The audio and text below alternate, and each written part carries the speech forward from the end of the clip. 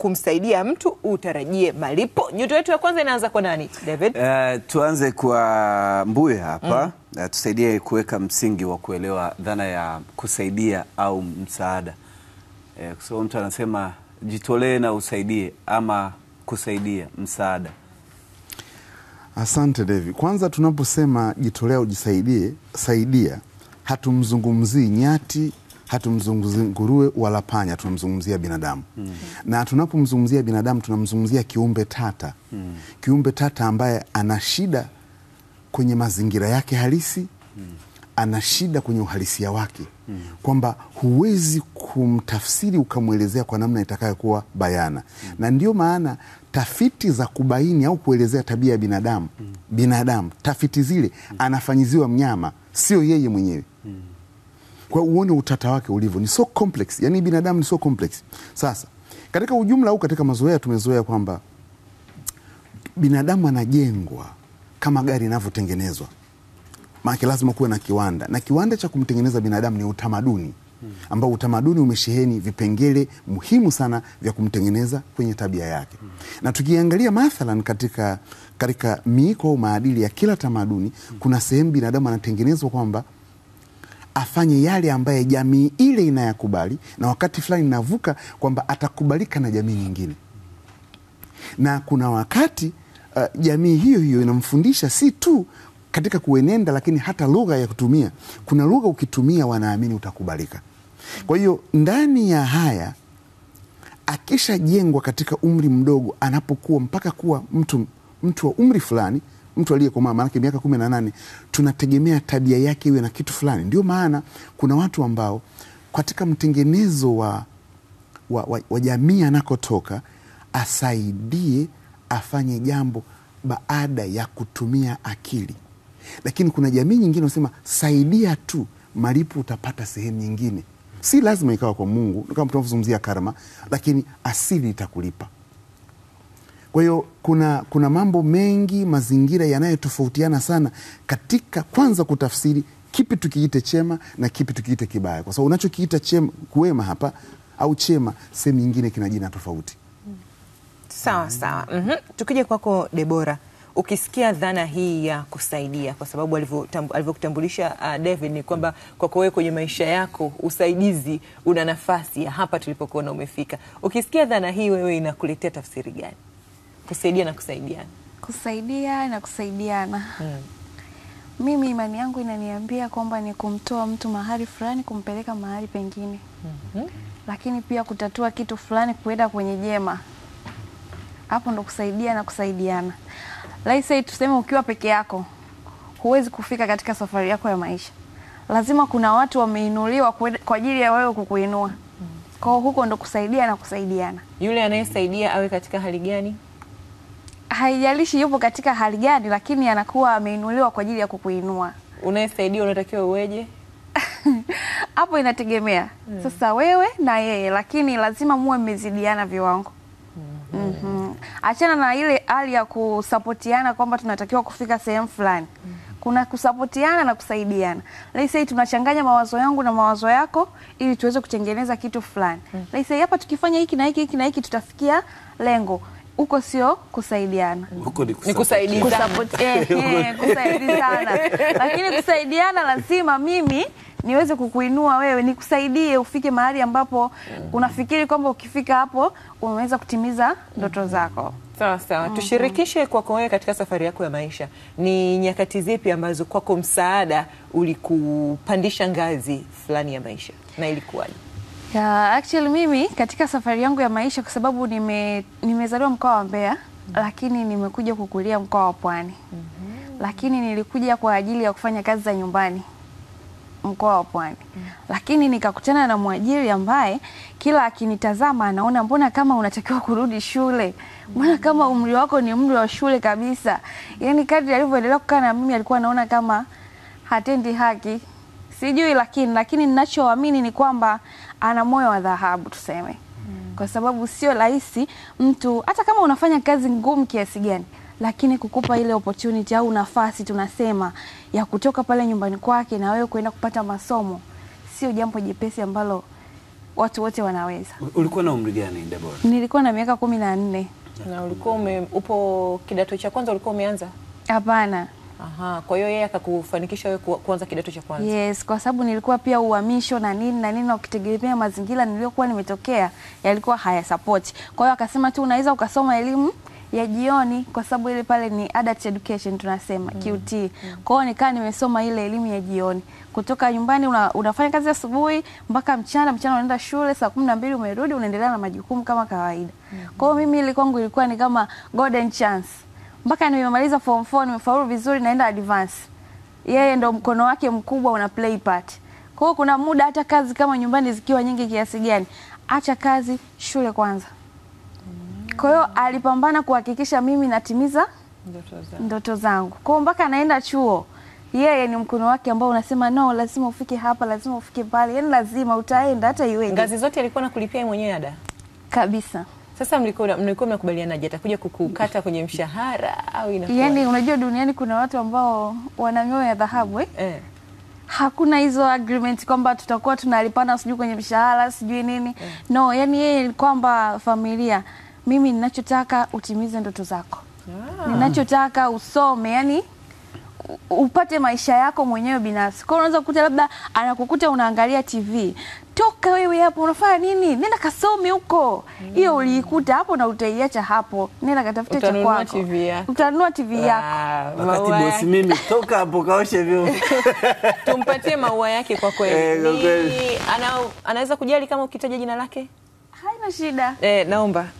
Ili apate maua yake. Anaitwa Geoffrey Mwakatobe na Rosemary Mwakatobe. Wow, Mr. and Mrs. Geoffrey Mwakatobe kwa kweli. Hongereni sana na bila shaka inakuwa ni funzo pia kwa wengine.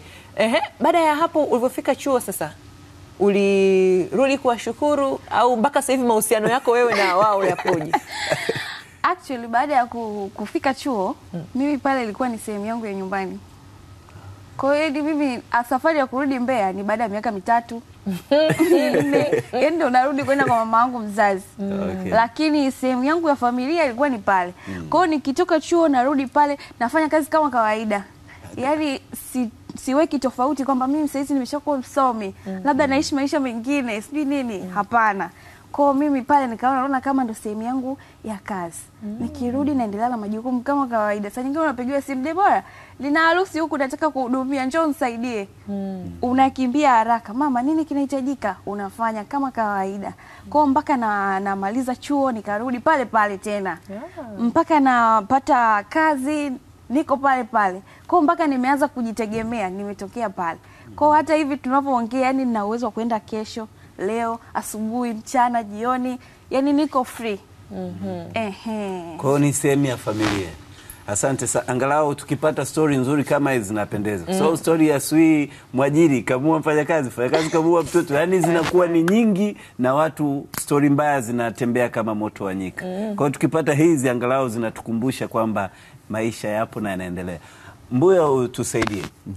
Pengine kisaikolojia ama kifalsafa katika maisha ya mwanadamu, swala la kumsaidia mtu mwingine ni kulazimika, ni hiari binafsi, ni unapaswa kwa sababu pengine si umeshajaliwa na Mwenyezi Mungu wewe ukuapply kupata huo uwezo ama na vitu kama hivyo, au inakuwaje? Maana kuna watu naamini kwamba kuna baadhi ya vitu unavipata kwa sababu Mungu hawezi kuwadondoshea wengine hivi. Ila wewe kupitia wewe unaweza ukawa. Kwanza twende vizuri hapo David. Nilikuona wakati anasimulia kwamba mwajiri wake kamsaidia. Yaani kwa mbali kama kichwa chako kinakataa kwamba mibure hivi vya yeye. Nilikuona kwa. Yaani wanamkata kwenye mshahara kidogo yani. Lakini pia tunapozungumzia lazima tuwe makini hapa. Tunapozungumzia dhana ya Mungu, kuna watu hawana Mungu. Hawana hicho kitu. Kwa kuna watu wanaamini tu nguvu ya asili. Sasa kwenye swala la kutenda wema au kutenda jambo ambalo litatafsirika na wengi kama wema, ni mjengo tu wa mtu. Kwa maana mjengo wa mtu kwa maana ya ama jamii pana anakotoka, kama tulivyozungumza wakati fulani kwamba Dubai ukiacha simu stendi utaikuta mahali imehifadhiwa. Yaani ni jamii nzima. Lakini kuna makabila fulani unafahamu. Lakini kuna familia, alafu kuna mtu binafsi, kwamba kuna mtu ambaye ana utambuzi binafsi. Anatafsiri kwamba akubalike aache mirathi nzuri pindi atakapoondoka duniani, atende matendo fulani. Na swala la kile kitengo katika mwili wa binadamu cha kutafsiri wema na ubaya kiko tofauti sana. Nakupa mfano wa kwangu ulikotokea mimi, usiulize kabila gani. Lakini sisi kwetu nyumbani hakuna aliyefika miaka 18 akabakia nyumbani. Iwe umeenda shule ukwenda shule, utaondoka pale. Yani msaada wanaokupa ni kukufukuza. Lakini pia kwetu walienda mbele kidogo kwamba jamii nyingi za Kiafrika mtu asemwe wakati wa chakula, si ndio? Sasa pale kwetu unasemwa wakati wa chakula. Wao wanakusema vibaya ili iwe motisha kwako. Tafsiri hivyo kwamba unaweza ukawa unakula pale, labda ni paja la kuku, unasema anavutafuna, utafika tafuta yeye. Wenzio wako huko wanatafuta, umekaa tu hapo unakaa ovyo ovyo. Kwa ni motisha ule. Wengine wanatafsiri wanananga, wanasema maneno mbaya, ni motisha namna tu.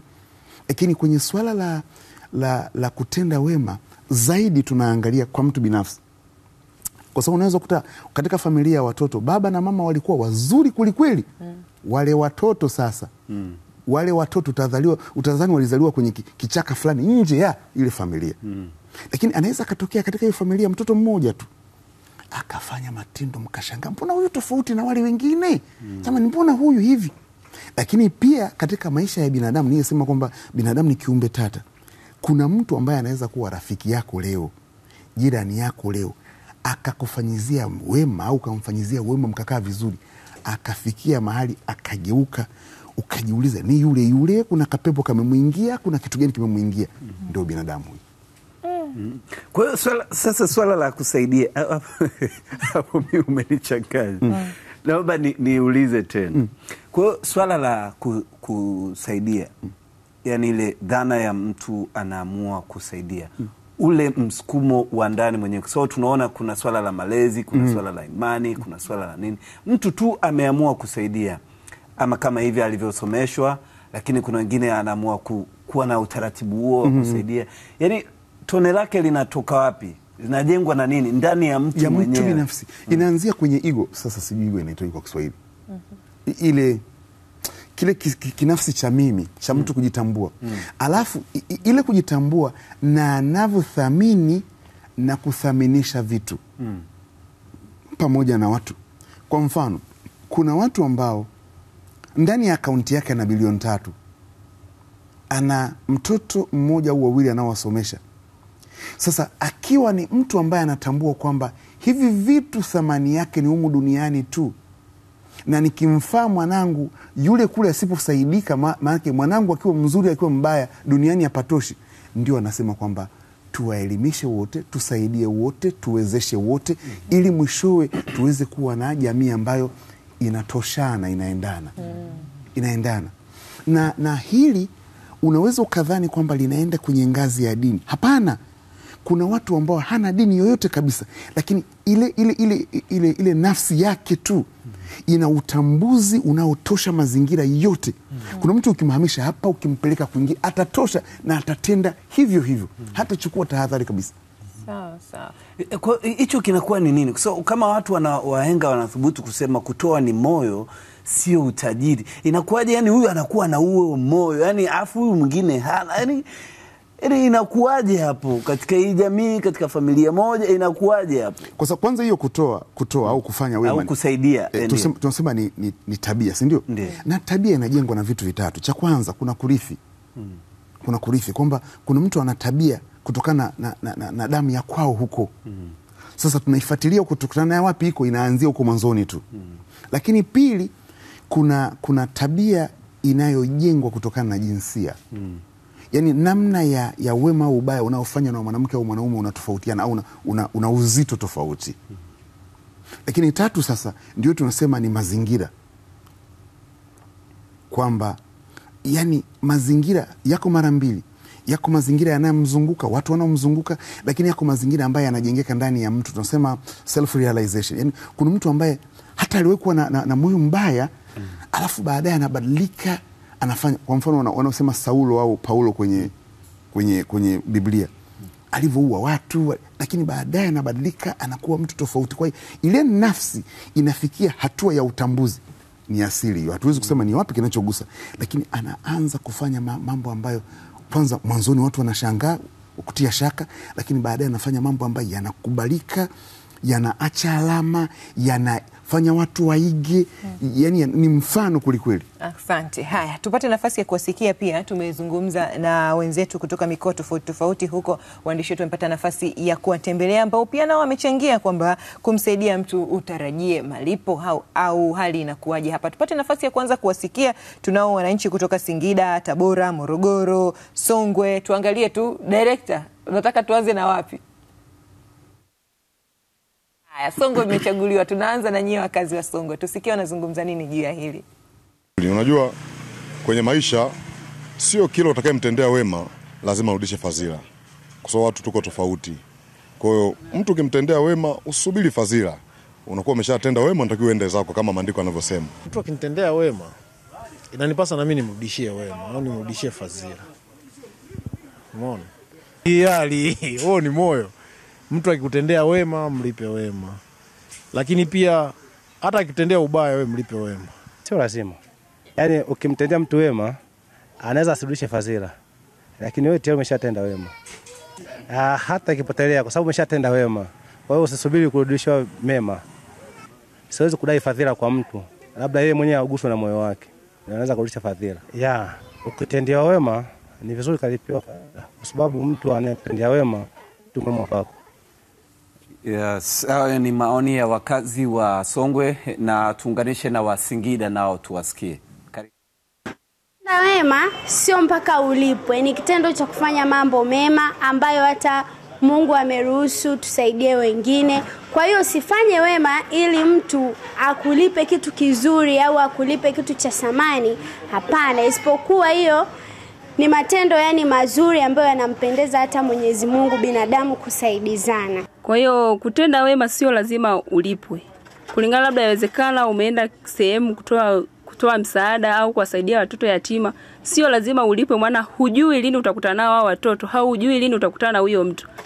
Kama jamii natoa wito kwamba lazima tutende matendo yaliyo mema, lazima tuwatendee watu mema, kulingana na kwamba hata Biblia inasema tunaokolewa kwa neema lakini tunahukumiwa kwa matendo. Kwa hiyo inakubidi kiwa kama mwanadamu msaidie mwanadamu mwenzio. Huwezi kumwona mwenzio anateseka, unajilani anateseka, hana chakula, lakini wewe kwako unamwaga chakula kila siku. Lazima umtendee mwenzako mwema, maana hujui lini utalipwa. Tutengeneze utamaduni mzuri tu wa kuwatendea wengine ambao hawajiwezi pasipo kuhitaji malipo, kwa sababu maisha haya ni leo kwangu, kesho kwa mwingine. Kutenda wema sio lazima kwamba ukishamtendea mtu wema na wewe ulipwe wema. Wewe kama umedhamiria kumtendea mtu wema, tenda kama binadamu, maana binadamu tumeumbwa kusaidiana. Na unapomtendea mtu wema haimaanishi kwamba ulipwe. Maana unapotenda wema au unapotoa msaada kwa kutegemea malipo, huo sio msaada, hiyo inakuwa kama ni biashara. Kwa mfano ukikuta mtu labda akapata ajali au kapata changamoto, wewe fanya tu kama binadamu ambavyo unaweza kumuonea huruma ukamtendea, lakini usifanye kitu kwa kutegemea kwamba kulipwa. Sasa hapo inabaki kwa mtendewaji yeye mwenyewe ndani ya moyo wake kama akulipe. Na pia kitu kingine, ukishatendewa wema, wewe basi kama tunavyojua kuna kauli nasema kwamba tenda wema nenda zako. Huwezi jua Mwenyezi Mungu anaweza akakufungulia mtu mwingine ambaye hata humjui. Kutokana na tendo la wema uliomtendea mtu hata pengine miaka 10 iliyopita, Mungu akakufungulia riziki kwa mtu mwingine na akakutendea wema. Ni wakazi wa Singida hao wakieleza wao maoni yao kuhusiana na mada yetu ambayo inaendelea hapa. Je, ukimsaidia mtu utarajie malipo? Maoni mseto yanaendelea kabisa. Tunaye hapa mshauri mwelekezi wa stadi za maisha Siegfried Mbuya. Zungumza neno juu ya hawa waliozungumza. Narudi pale kwamba binadamu ni mtata kwa asili. Si umesikia ushauri mzuri walioutoa hawa watu wa Singida na Songwe. Na si hapo tu, hata wahubiri kwenye dini ni hawa unakuta wakisema tenda wema, lakini unakuta anamsigina na kumkanyagia kweli dada wa kazi nyumbani kwake hawa Kwa ni ngumu kweli kuainisha kwamba alichokisema binadamu na utekelezaji wake vimekaaje. Inakuwa ni tatizo kweli kweli. Yanaweza kusema na kuna watu ambao hasemi chochote, yupo tu ndio hao unakuta anatenda mambo ya ajabu kabisa. Lakini sisi tunazungumza, kuna wakati zakuta hapa Mr. Mbuya na zambavu sana huyo unamhifadhia mshahara wake na hajasema umhifadhia, hajasema na kutunzia mpaka mwisho wa mwaka. Na kwenye mjadala huu tunacho kielelezo cha wema ambao umewahi tendwa na familia ya anaitwa nani? Geoffrey Mwakatobe. Geoffrey Mwakatobe ni kielelezo cha wema ambao umewahi tendwa na familia hii ya Geoffrey Mwakatobe, ambapo Deborah yeye alikuwa mfanyakazi wa ndani lakini walijitolea kumsomesha na sasa hivi Deborah anatuambia anajitegemea. Haya Deborah, tupitishe tena pale. Ulivyoenda chuo ulisoma chuo gani na umesomea nini? Sasa hivi unasema unajitegemea, unafanya nini? Huenda na sisi kuna mtu tungetamani unitendee wema kwenye pale unapofanya. Nije nipate nafasi. Tushirikishe. Okay. Baada ya kumaliza form 6 nikaenda form 6 ulipata wapi? Miono. Kwa nikatoka gani? Tusaidie kututajia na angalau ma classmate tujuane. Nimemaliza form 6 2020. Ndio. Miono sekondari. Ndio. Lakini baada ya hapo nikaenda kujiunga na jeshi kwa mujibu wa sheria. Kwa hiyo wewe ni kuruta? Kuruta. Haikutakiwa kwenda, lakini bosi wangu akaniambia hapa nyumbani hatuna mtu wa kutusaidia kazi, lakini nenda ukajifunze maisha jinsi yalivyo. Yaani kauli ilikuwa ni moja tu, kajifunze maisha jinsi yalivyo. Ukaenda. Yani kama kila hatua ambayo utapita anaamini kwamba utaenda kujifunza. Kwa baada ya kutoka kule nikaenda chuo Mwalimu Nyerere. Umesema Mwalimu Nyerere. Kozi gani ulienda? MSD. Management of Social Development. Management of Social. Nikasema ni kozi kumbe MSD madawa. Bohari ya dawa kumbe ina kozi yake. Nikasoma hapo nikamaliza mwaka 2023. 23, yes. Ndio nikamaliza hapo degree yako ya kwanza. Kwa hiyo baada ya hapo nikaajiriwa na shirika linaloitwa CVM. Lakini licha ya kuajiriwa nafanya kazi na nikaanzisha NGO ya kuwasaidia wafanyakazi wa nyumbani. Umeona fursa? Mna afisa habari? Unaona fursa ambayo naenda kuipata atasaidia. Wewe unataka msaada, unataka ajira. Unataka ajira sio msaada. Usioka kwenye interview unatia huruma ili usaidiwe. Bala hawasaidii, watafuta mfanyakazi ya perform. Ambayo mnafanya nini sasa? Hapo sisi tunachokifanya ni kuelimisha jamii, lakini pia kuwaelimisha wafanyakazi wa majumbani, lakini pia kuwaelimisha waajiri juu ya masuala ya haki na wajibu wa mfanyakazi wa nyumbani. Let's say tunahimiza mikataba kwa wafanyakazi wa nyumbani, lakini pia tunawakumbusha wafanyakazi wa majumbani na waajiri kwamba wanatakiwa kuwalipa kima cha chini cha mshahara kilichowekwa na serikali. Unajua mtu analipwa 40,000, 50,000, lakini tangazo la serikali halisemi hivyo. Linasema mfanyakazi wa nyumbani anatakiwa kulipwa kima cha chini kuanzia 60,000 kuendelea mbele. Na ngoja, pale kozi ulioenda kusomea nimesikia mambo ya social hapo. Yes. Ni kutokana na historia ya maisha yako na kwa sababu ulikuwa unatamani kuja kusaidia wadada wa kazi ndani ukasomea hii kozi, au ni nini kilikusukuma? Ni hivyo, uko sahihi kabisa, kwa sababu nilikuwa nasukumwa ndani ya moyo wangu kwamba natamani, kwa sababu kama mimi nimesaidiwa, natamani of course niwasaidie watu wengine. Kwa hiyo hicho ndicho ambacho kinatokea kwa sasa. Na wasaidia wafanyakazi wa majumbani wengi sana. Wengi sana. Hongera sana. Wewe unafanya kazi wa ndani? Mimi ni naye ndio. Unamsaidia vipi? Yaani namsaidia kwanza kwa vitu vingi. Hanunui kitu chochote kwenye mshahara wake. Hicho ni namba 1. Kaona kisha mshahara wake anaufanyia vitu vya maendeleo kabisa. Na nimemwekea system. Nimemchukulia kibubu, nikamkabidhi. Nikampa mipaka kwamba naomba hii 40,000 ihifadhi kwenye kibubu. Hii 20,000 ukitaka kuwatumia nyumbani sawa. Ukitaka hii 10,000 kutumia kwenye matumizi yako mwenyewe sawa. Kwa sababu mwisho wa siku wanawatumia hela zote wazazi nyumbani. Lakini baada ya kutoka hapo anatoka kwako hana kitu chochote. Anaanza maisha upya. Kwa hiyo inakuwaje? Anakuwa kama hujamsaidia. Umekaa naye kwa muda gani sasa? Huyo sasa hivi miezi 9. Miezi 9. Kuna namna unafikiria sasa na yeye akitoka atoke kama wewe ulivyotoka tayari na kofia degree? Sana, kwa sababu yeye amemaliza form 4. Kwa hiyo tayari ni msomi, lakini pia amesoma na certificate kabisa. Kwa hiyo ni mtu ambaye anajielewa, lakini pia naamini ana ndoto zake. Yeye kwenda shule tena hataki, anapenda kufanya biashara.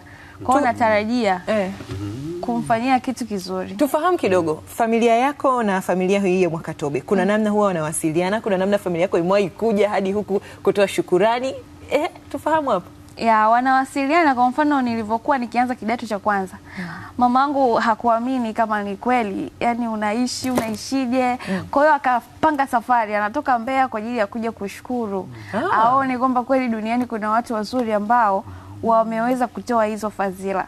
Kwa hiyo akaja mpaka pale, akakaa wiki nzima. Na kutoka Mbeya lazima alibeba zake ndizi nini? Yani sio tu akitoka. Kwa hiyo kuna muda anaweza akaagiza michele, sijui viazi, sijui karanga, sijui nini.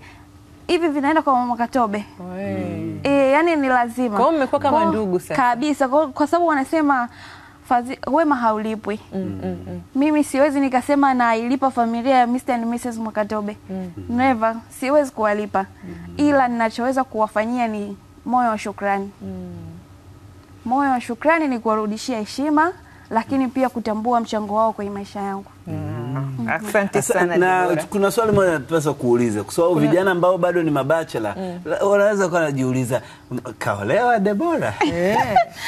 Kwa niaba ya wana nimeuliza tu. Na Wakarungi hajaoa. Kwa hiyo tukitoka hapa mimi shahidi huyu anafundisha. Tumeuliza, jimbo liko wazi wake uchaguzi huu. Lakini hadi ameanza kuwa na mfanyakazi wa ndani. Kuna namna, kuna mazingira ameanza kuyaandaa. Kabisa. Kuna simu yako hapo, tupokee habari za wakati huu. Karibu sana na uchangie mada yetu. Asante sana. Habari za hapo studio? Salama kabisa. Unaitwa nani, kutokea wapi? Naitwa Joseph Daniel Msemo, natokea mkoa wa Njombe, Agafilo. Kutoka Njombe, unazungumza nini juu ya hiki tulicho nacho mezani siku ya leo? Cha kwanza mimi nampongeza sana huyu dada. Anaitwa nani kwani? Debora. Anaitwa Debora. Mwanangu anaitwa Debora. Kwa jina huyo. Nimepata baba. Anaitwa Debora. Mimi naitwa baba wa Debora. Karibu sana. Asante sana. Mimi kwanza nimemshukuru sana kwa kuwa na nia na kitu anachotaka kufika, anapotaka kufika. Yaani nimempongeza sana. Hii amenifundisha mimi nifanyaje namna ya kumsaidia mtu mwingine, hata kama siwe ndugu yangu, lakini nikimkuta mazingira fulani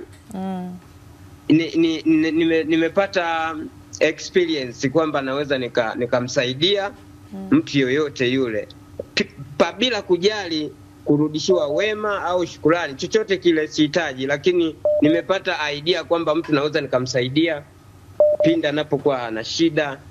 Lakini vijana pia tujifunze hilo kwamba mwenzetu ameweza kufika hapo, sio kwamba lazima mzazi kwanza atangulie yeye kuwa mzalendo, ndipo apate watu ambao wanaweza kumsaidia mtu. Kwa hata mimi nimejifunza hapo. Kwa hata vijana sisi tumejifunza pia. Kwa yule ambaye ni mzalendo kama mimi najua kabisa Debora, kwa kweli Mungu amsaidie sana. Asante sana Baba Debora, tunashukuru sana kwa mchango wako huu, na msalimie Debora hapo nyumbani. Ameenda kucheza. Akirejea atamsalimia. Kuna kitu cha msingi ambacho wamekiongea hapa Baba Debora kwamba kuna namna nimeanza kuhisi kama Mr. Mbuya, kuna mtu anasaidika na kuna mtu kama hasaidiki hivi. Kwa alichokizungumza ni kwamba kuna namna Debora alionyesha kwamba, maana amesema ni uzalendo, alionyesha kwa ana kitu kwa wale waajiri wake kwamba anasaidika. Hivi kama ukitaka kusaidiwa kuna namna unatakiwa mtu akusaidika Naam. Na kuna uhusiano mkubwa sana kati ya mtu na asili yake. Manake achilia Debora kusaidika, mama yake angeamua kuwa mshenzi kama washenzi wengine tu, asije tu akasema ni mtu na mahela yake amemzidi, amsomeshe tu. Lakini unaona asili ya mama yake Debora ni kwamba ni moyo wa shukrani. Na huyu atake asitake, mama yake hawezi kuwa anafanya unafiki akatoka kule Mbeya akaja hivi mpaka huku bure. Lazima kuna vitu alivyokuwa na muasa wakati wa kumkuza. Kwa vile chembe zipo. Na wakati fulani haiba ya mtu katika wema inachanganya na wenye kumhamasisha asifanye huo wema. Acha naye bwana, mimi binadamu ya leo utaiweza. Kwa akikutana na hizo nyingi zinamwathiri, kwa sababu binadamu akisikia kwa wingi yale anayasikia yana mchango kwenye tabia yake. Kwa hiyo nafikiri ni wakati mzuri pia kwa wao wanaosikiliza, wanaotazama kwamba kuna kila sababu ya kusema, kuhamasisha na wakati fulani kutenda kwa ajili ya kuwafanya wale tunaowaacha nyuma au wale wanaotuzunguka kando yetu wabebe tabia ambazo zinaleta utulivu wa akili na moyo. Kwa sababu matendo haya yanafanya moyo wa Debora unatuama. Wanafanya moyo wa wale wenye kutamani kutendewa hivyo pia kutuama, kutulia. Na pia ukishatulia ndio pale unatamani ufanye kitu. Si lazima Debora akampeleka mtu sekondari, si lazima akamwezesha mtu, lakini anaweza kuwa na mfumo wa maisha ambayo kwao tu huo mfumo wa maisha unaigwa, unakuwa ni sababu ya wema kwa watu wengine. Sawa sawa. Haya, tuwasikie tena wakazi wa Morogoro, nao wamezungumza nasi hapa kupitia mwandishi wetu Morogoro Teresia Mwanga. Ninapotenda wema direct huwa sisubiri kwamba niliyemtendea wema nilipe. Kwa mfano, mimi ni Mkristo, so kwa maelezo yangu kutokana na maarifa ya neno la Mungu ambayo ninayo ni kwamba Biblia inasema unavotenda wema usisubirie mtu aliyekufanyia hicho kitu ndio akulipe, kwa sababu kwa mfano unavomtendea mtu kitu maskini usitegemee labda kwa kutoka kwa huyo maskini utapata kitu. Yaani kutenda wema sio mpaka ulipwe wema. Kwa sababu gani? Unaweza kukuta kuna mtu yani ile unaweza kumsaidia mtu ambaye ni hata umjui. Kwa sasa yani usije ukategemea kwamba eti ukimsaidia mtu na wewe pia atakuja kukusaidia kwa kitu fulani. Ila lakini kulingana na jamii zetu za sasa hivi watu wengi, na ndio maana kuna yale maneno baadaye kwamba unaweza kumkuta mtu anakuambiaje bila mimi asingekuwa hivi. No. Hiyo sio nzuri. Kwa sababu gani? Hata na mwenyewe tena pia ukiangalia nyuma yako pia ulishasaidiwa. Maoni yangu kwa tunategemea kulipwa wema, maana huwezi jua wewe kesho yako itakuwaje. Huwezi jua wewe nani atakuja kukusaidia kwa hapa ambapo ulipomtendea huyo mtu wema. Kwa mimi, kwa maoni yangu, napenda kusema unapomtendea mtu wema usisubiri kulipwa, ila Mungu mwenyewe ndo atakulipa. Inategemea, unapomtendea mtu wema usitegemea hata siku moja na wewe ukalipiziwa kwa wema. Hauwezi jua unapomtendea mtu wema, je, iko kizazi chako huko mbeleni nani atakayemtendea wema. Kwa hiyo unapotenda wema, wewe mshukuru Mungu na Mungu atakubariki kwa kile ambacho ulichomfanyia mtu, kumtendea iko kitu wema. Mimi ninapotenda wema sitarajii kulipwa, kwa sababu najua wema ni akiba. Hata nisipolipwa leo, hata watoto zangu kesho watalipwa.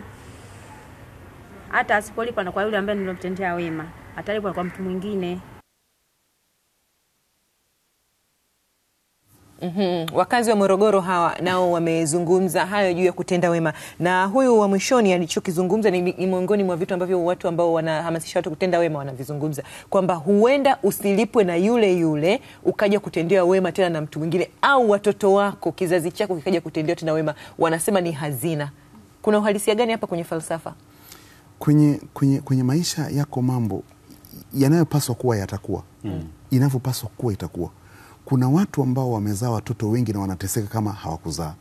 Na kuna watu ambao hawakuzaa kabisa lakini wanaishi kama walizaa watoto zaidi ya 12. Kuna namna tu inatengenezeka, na kuna wakati inafikia tunasema hivi, kuna watu duniani wamezaliwa kuja kuwa kisa mafunzo. Ni case studies za kwamba maisha yanaweza kuwa yanavyotaka kuwa. Na ukweli ni kwamba Debora alichokifanya iwe ni chachu katika familia mbalimbali, katika watu tofauti. Tusichukulie tu poa, kwa sababu kuna watu wanasema wewe naye bwana imetokea tu bahati. Tusifanye bahati, tuirasimishe iwe ni utaratibu, unajua. Utaratibu wa kitu ambacho tunaweza kufanya kikawa na manufaa. Na nakumbuka Dalai Lama, huyu kiongozi wa dini wa Tibeti, aliulizwa dini bora kuliko zote ni ipi? Akasema, mbona jibu rahisi uhitaji hata kuuliza? Akasema dini bora kuliko zote ni matendo, kwa sababu matendo hayatafsiriki Kikristo, Kiislamu, Kibuda, Kiyahudi wala kikabila fulani. Wema ni wema unaosimama peke yao, na ubaya ni ubaya unaosimama peke yao. Kwa hiyo matokeo yake sasa yanaifanya jamii nzima ikawa na mwenendo ambao unatulia, unapanga mambo yanaenda. Pakitokea fujo au ubaya kidogo, tayari kunakuwa na msukosuko ambao ile jamii haitulii. Ndio maana tunahamasisha wema dhidi ya ubaya, kwa sababu ubaya tunajua matokeo yake. Yaani hata kama sio katika kutenda, ile namna ya kuwa tu aliyetendewa ubaya, fikiria tuko hapa, Messi hapa na zawadi na mambo ameamua kugawa hapa, akagawa kwa wote, akaninyima huko akisema kwamba huna hadhi ya kupewa. Naweza nikawa nimetulia hapa, lakini hapana utulivu. Maana yeye pamoja na kusema ubaya, lakini kuna ile huyu anaweza kafanya chochote. Ndio madhira ya ubaya, lakini wema tujengea kutegemea yaliyo mazuri pia. Ukitenda wema unategemea kwamba kutakuwa na mazuri yatakayotokea. Kuna simu huko David. Okay, karibu sana. Tuambie unatoka wapi na uchangie maoni yako. Ndio, kwa jina naitwa Dunia Selemani. Nani unaitwa? Natoka Maisome Sengerema, Dunia Selemani. Karibu sana kutoka Sengerema.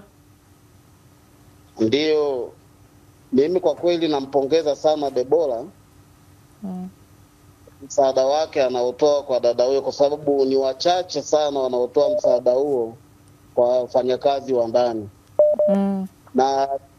Na vile vile kuhusiana na mada hiyo kwamba kupata kusaidia mtu, kwa kweli msaada hautarajii kwamba utapata ajira utakaopewa, ila kwa baadaye Mwenyezi Mungu ndo atakusaidia hata kwenye uzazi wako, kwa sababu umefanya mema, na baadaye Mungu anaweza kukusaidia akakupa mengine zaidi ya hayo. Asante sana kutoka Sengerema. Wasalimia hapo Sengerema. Mbuya, utuambie, katika kuna watu wanajenga utamaduni yani wa kusaidia tu yani kila siku. Unajua kuna watu bana, wao ni kama vile wao wanaketi na kuzungumza na Mungu wao. Yani ukuta atasaidia watoto kuvusha barabara, ama kuna sehemu watu wengine wanasema hili alinihusu, yeye anaweza akasaidia, au mkamfuata akasaidia, msimtaje au mfanyeje. Yani anakuwa na utaratibu huo wa kusaidia na vitu kama hivyo. Pengine katika nguvu ya asili kusaidia watu wengine ni ulinzi kiasi gani kwa maisha ya mtu huyo muhusika, lakini na wale wanaomhusu? Kwanza tuseme hivi, binadamu anapojifikiria yeye mwenyewe tu, kwa maana ya kujiona wa thamani, kwa maana ya kuona kila chema au kila jema lifanywa kwa ajili yake, bila yeye kujua anatengeneza hofu. Ndio maana leo hii wakitangaza tu hivi kwamba kwenye ile betting uliocheza umepata bilioni 3, una asili ya kutoka hapa ukapanda daladala kwenda nyumbani, pale kwenye daladala patakuwa pagumu. Lakini pia ukiteuliwa kuwa kwenye nafasi kubwa na huku ukiwa una watu ambao huwajui vizuri, hofu inazidi kuwepo. Kwa hiyo tunapokuwa tumetenda wema, pana kinga inayotokea kwenye ile security kwamba sina baya nao. Yani iko inatokea kabisa. Ukiangalia watu wengi wakina Mama Teresa wa Calcutta, ukiangalia hata Princess Diana alikuwa anajichanganya, kwa mfano alivyokwenda kule Angola, kwenye wale watoto wazazi wao waliuliwa. Unaona, yani mtu anajichanganya, hawajui kwanza rangi nyingine, lakini kwa kuwa wema ameufanya kwa udhati kabisa, moyo unakuwa ni mweupe, anatulia, anafanya yale mambo. Kwa hiyo tunapotenda haya mambo, kwa mfano kama leo huyo Mwakatobe huyo hapo alipo, hata kama anasikiliza au hasikilizi, lakini yani kuna namna ana utulivu, ana wasiwasi. Lakini ingekuwa kwamba kamtia ngeo kwa kumkosa kwa kisu au kamwagia maji ya moto huyu, akabahatika na mkeo amekaa akamwona yule mama, atasema kitu gani tena? Unaona, tayari tunakuwa tuna ile amani. Sasa hivi wakimwona hawana shida hivyo kabisa, lazima wajivunie hilo, lazima. Kwa ni vitu vipo, na ndio maana tunasema katika ngazi ya familia tukilifanya, jamani, hata tukiwa ndani ya makaburi huko tushaondoka, lakini bado sauti za kutukumbuka, sauti za kusema wema wetu zinabaki na zinaishi. Asante. Haya, ujumbe wako uliyetuma ndazosoma, muda wetu umekimbia sana, nisome wachache hapa. Huyu anasema ukifanya wema si vyema kutangaza kwamba wewe ndiye ambaye umesaidia. Huyu anasema hello weekend jamani, tuiombee Simba. Jamani, haya tutaiombea. Tusaidie kuiombea. Anasema eti ndako kuiombea Simba ni kutenda wema. Kwa kweli. Ameshaanza mpaka itakapofika. Haya, sawa. Anasema hello weekend tenda wema nenda zako, ukimsaidia mtu usingoje shukurani wala malipo. Binadamu sisi jamani, atukumbuki fadhila. Anaitwa Hamisi mpiga picha wa Ndanda. Huyu anasema Stanford Magori Chalinze, tenda wema nenda zako, Mungu atakuja kukujalia baadaye.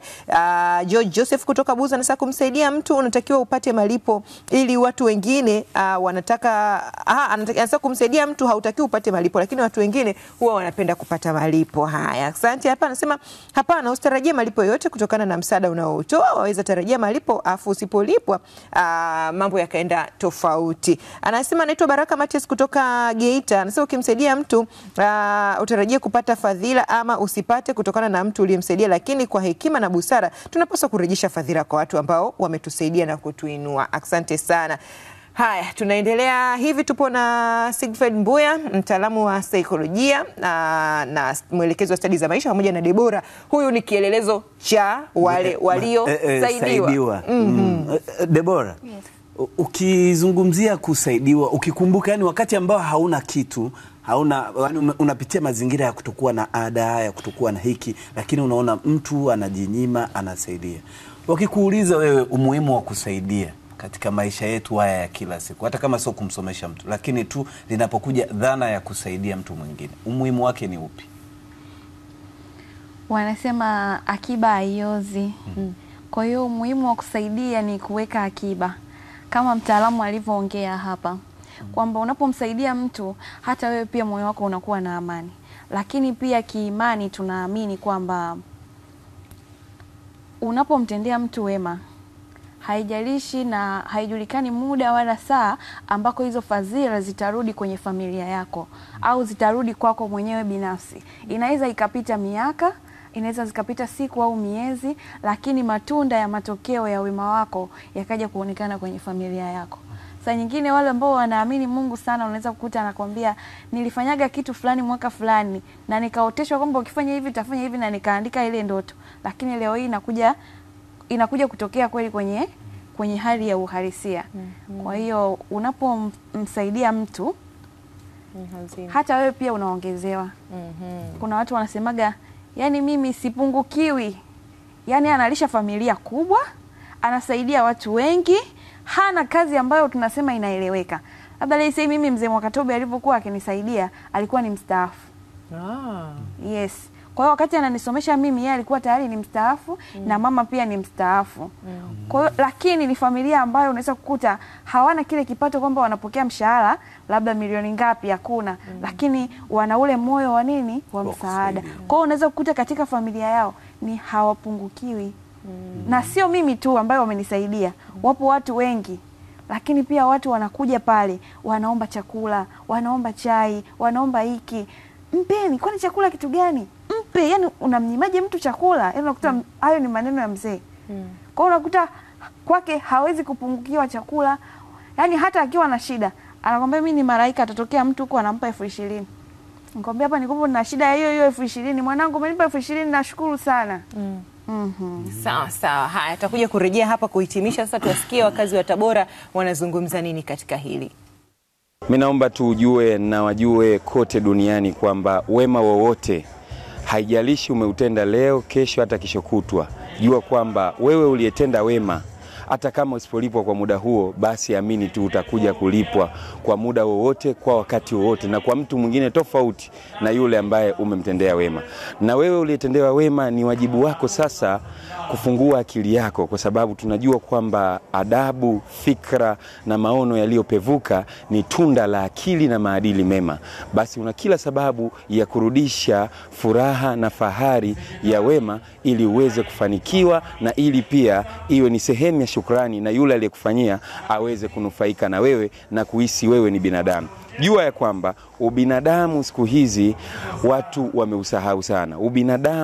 Binadamu wengi wamekuwa kama mkaa, wasipokuchafua wengi watakuunguza. Sasa wewe kama mwanadamu unayo haki na una kila sababu na una kila wajibu wa kufanya wema, lakini ule wema usiweke akilini mwako kwamba utalipwa kwa muda huo. Hata kwa wakati mwingine, kwa muda mwingine utalipwa tu na utafanikiwa kwa uwezo wa Mungu. Mungu akuachi wewe uliyefanya wema. Sifa ya wema, unapofanya wema Mungu ataanza na wewe, na unapofanya ovu basi Mungu ataanza na wewe. Kwa unapotenda wema kwa mtu, usisubiria kulipe kitu au la. Dua zake zenyewe tu ni tosha kukulipa kwa fadhila. Na unapotendewa wema pia, yani jaribu kumwombea mtu dua kwa yale malengo mazuri. Unapotendewa wema ni vizuri kulipa fadhila, kwa sababu unapolipa fadhila manake unakipokea au ni ishara ya kupokea kile kitu ambacho unakiwa umefanyiwa au umetendewa. Lakini unapotoa fadhila sio usitarajie kupokea kitu chochote kutoka kwa mtu ambaye amemfanyia hivyo, kwa sababu watu wanatofautiana mapokeo. Unaweza kumfanyia jambo fulani ukahisi umemfanyia jambo jema, lakini labda kwake likawa si hivyo. Yamkini wewe uko na hisi kwamba ni jambo jema, lakini kwa jinsi ambavyo anapokea yeye ikaonekana sio sahihi. Kwa hiyo unapofanya jambo jema au unapotenda wema, usitarajie pia kurudishiwa wema huo, kwa sababu watu wanatofautiana, mindset zao zinatofautiana, lakini pia mtazamo unatofautiana. Shukrani sana wakazi wa Tabora ambao wamekutana na mwandishi wetu Juma Kapipi kwa mchango wao huu. Jamani, kumbe binadamu ni kama mkaa usipokuchafua unakuchoma. Anategemea binadamu gani. Lakini yote kwa yote, asante sana Tabora. Mr. Siegfried, muda nao sio rafiki, lakini waneni wakanena, ukisaidia usigeuke nyuma. Usigeuke nyuma na umesaidia. Kwa kweli ni ngumu kidogo, lakini nachoweza kusema ni hivi. Katika kuainisha wema na ubaya, tunachoweza kufanya binadamu ni kutulia, kutenga muda wa kujitambua na kujikubali. Ukijitambua na ukajikubali, utatambua kwamba ulichotenda au ulichotendewa, kwanza ulichotenda manake malipo yake kwa asili yatatokea tu, na upate hekima za kutambua unapotendewa huo wema. Lakini pia uwe na uwezo wa kutulia na kutafuta, kusubiria kupata tafsiri, kwa sababu pia kuna wanaotendewa wema wasijue. Mtu hana fedha kabisa mwezi mzima, hana shilingi, kalishwa mwezi mzima, anasema maisha yote magumu, Mungu hajanisaidia. Wewe unakula wapi? Unalala wapi? Kwa hiyo tukiwa na utulivu na kujitambua, kunapotupa hekima, tutatambua tunapotoa tusihangaike kupata shukrani, lakini tunaposaidiwa tutambue kuwa na fadhila. Tukikosa kumshukuru aliyetusaidia, hata kwa wale wenye imani zao wamshukuru Mungu wao. Asante Debora, tunamaliza, muda sio rafiki. Angalau tunaosaidiwa tunapaswa pia kufikiria nini ili basi tusiwakatishe tamaa wale wanaotusaidia, kwa sababu kuna mtu anasaidiwa labda anakata kwa shemeji yake tu, bora wewe hata mkuwa na undugu, lakini anatoka hapo anaenda anamsema vibaya. Tunawajibika nini kwa waliotusaidia? Of course waliotusaidia pia ni binadamu, na wao pia wana moyo.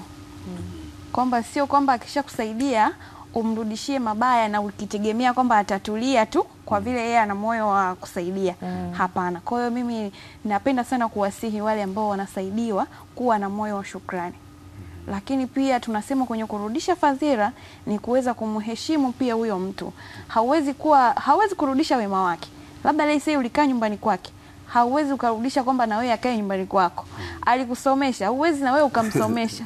Kwa hiyo kuna vitu ambavyo havirudishiki, lakini utakapompa fadhila njema kama kumrudishia hekima na nidhamu na kutambua mchango wake kwenye maisha yako, hata wewe pia utabarikiwa zaidi.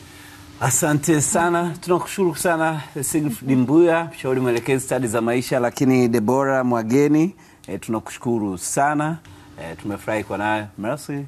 Mimi ni msaidiwa. Wewe ni msaidiwa. Nitaanza kujifunza kusaidia. Okay, asante sana.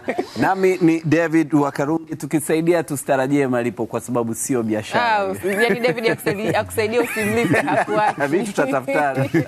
Asanteni sana, tunahitimisha hivyo. Jumamosi ijayo pia tutakuwa na jambo letu. Hakikisha tu unakuwa na sisi.